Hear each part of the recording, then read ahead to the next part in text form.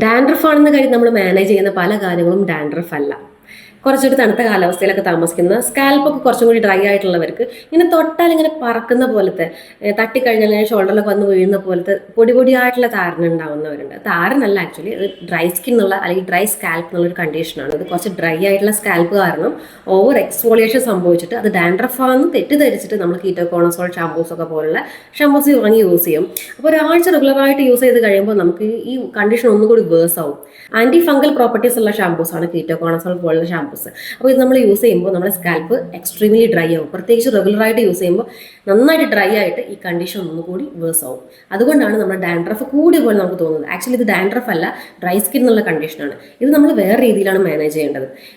റെഗുലറായിട്ട് ചെറിയ അളവിൽ ഒരു 1/2 ടീസ്പൂൺ എണ്ണയൊക്കെ ഒന്ന് ചെറുതായി ചൂടാക്കിയിട്ട് ഹോട്ട് ഓയിൽ മസാജ് ചെയ്ത് കൊടുക്കുന്നത് ഈ ഒരു കണ്ടീഷൻ നല്ലതാണ്. സ്കാൽപ്പിനെ നറിഷ് ചെയ്യുന്ന കാര്യങ്ങളാണ് നമ്മൾ ഡ്രൈ സ്കിൻ അല്ലെങ്കിൽ ഡ്രൈ സ്കാൽപ്പ് എന്നുള്ള കണ്ടീഷനിൽ ചെയ്ത് കൊടുക്കേണ്ടത്. അതേസമയം നമ്മൾ വീക്ക്ലി വൺസ് ഒക്കെ മൈൽഡ് ആയിട്ടുള്ള നറിഷിംഗ് ആയിട്ടുള്ള ഷാമ്പൂസ് യൂസ് ചെയ്തിട്ട് വാഷ് ചെയ്യുകയും വേണം.